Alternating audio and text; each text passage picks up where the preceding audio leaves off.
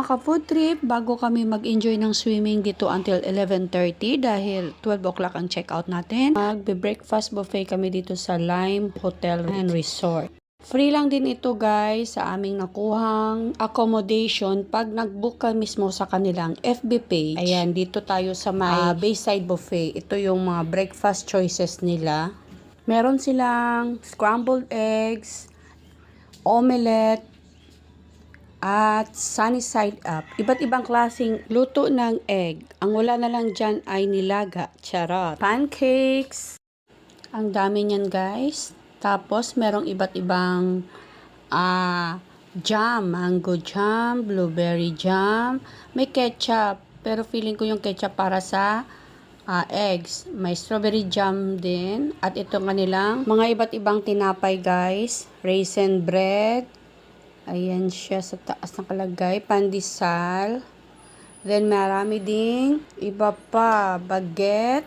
At may mga peanut butter. Jam din uli. Tasty bread. Meron ding pan de leche.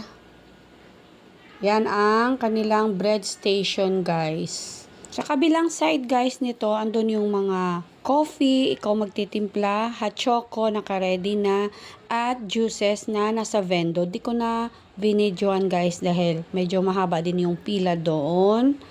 And then, dito naman tayo sa pang Pinoy na breakfast. Like,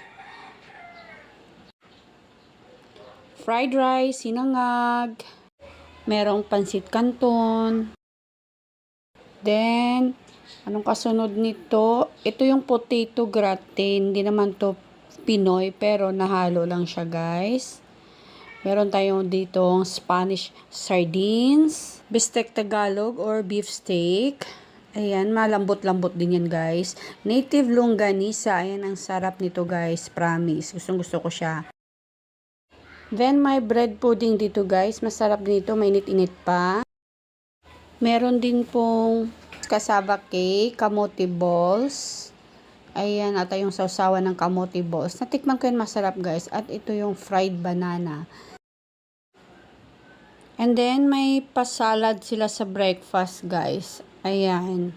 Ikaw na lang mag-mekos-mekos dyan. Kompleto naman yan sa ricados. Merong carrots, cucumber, may vinaigrette dressing, at iba pang mga sauces. Ito naman guys ay may macaroni salad. And then, gusto ko to guys, potato salad, turnip. At pwede ka rin magpaluto sa kanilang pasta station like spaghetti, carbonara, or penny pasta.